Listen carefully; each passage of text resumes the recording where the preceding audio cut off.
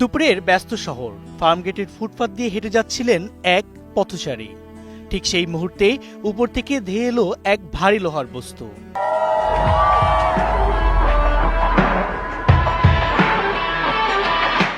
Metro লাইনের bearing pad. চোখের পলকে ঘটে গেল ট্র্যাজেডি। পথ চলতে চলতে যেন নেমে এলো যমদূতের থাবা। নিহত হলেন আবুল কালাম, একজন সাধারণ মানুষ, যিনি হয়তো অফিস বা কাজে যাচ্ছিলেন। ঘটনাটি রবিবার বেলা 12:30টার দিকের।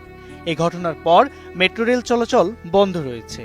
প্রত্যক্ষদর্শীরা জানান, এটি পড়ে মারা যাওয়ার পাশাপাশি ফুটপাতে একটি চায়ের দোকানও ক্ষতিগ্রস্ত হয়েছে। স্প্রিং এর মতো পইরা আইসা এখানে বাড়ি লাগলো, বাড়ি লাগার সাথে সাথে পইরা গেল। শব্দটা মনে হচ্ছে যে আপনার কেউ বুঝি আপনার গ্রেনেড মারছে এরকম। আমরা এখানে চা খাইতেছিলাম, ওই লোকটা ওইখানে খারাপ ছিল। ওর উপরে থেকে কি যেন একটা পড়লো, পইরা রাস্তায় পইরা ওনার এখানে একটা লাগলো। তেজগাঁও থানার ওসি মোবারক হোসেন বলেন, ফার্মগেট মেট্রো স্টেশনের নিচে কৃষিবিদ ইনস্টিটিউটের সামনে ফুটপাত দিয়ে এক পথচারী হেঁটে যাচ্ছিলেন। এমন সময় উপর থেকে বেয়ারিং প্যাড তার উপর পড়লে সে স্পট ডেড হয়। নিহত ব্যক্তির নাম আবুল কালাম, গ্রামের বাড়ি শরীয়তপুর। কম্পন প্রতিরোধের জন্য সেতু বা উড়াল সেতুকে ইলাস্ট্রোমেরিক বেয়ারিং প্যাড বসানো থাকে। এই প্যাড নিওপ্রেন বা প্রাকৃতিক রাবার দিয়ে তৈরি, যা পিয়ার ও ভায়াডাক্টের সংযোগস্থলে বসানো হয়। কোনটির ভিতরে কয়েক পরতে থাকে স্টিলের কাঠামো, আর উপরে থাকে রাবার। এগুলোর ওজনও অনেক ভারী হয়। সবচেয়ে মারাত্মক ব্যাপার হলো, 1 বছর আগে এমন ঘটনা ঘটার উপক্রম হয়েছিল। সে সময়ও আগারগাঁও মতিঝিল রুটে মেট্রো রেল চলাচল বন্ধ করে দেওয়া হয়েছিল।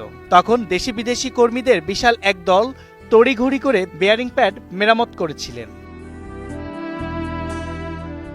এক একটি বেয়ারিং প্যাডের আয়ুষ্কাল 25 অথবা 30 বছর, অথচ নির্মাণের 2 বছরের মাথায় খুলে পড়ে মানুষ মরল।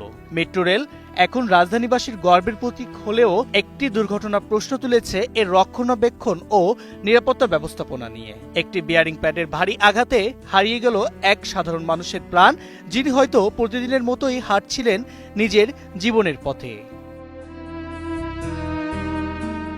এক মুহূর্তের অবহেলায় থেমে গেল তার যাত্রা, আর শোকে স্তব্ধ ফার্মগেটের ব্যস্ত জনপথ।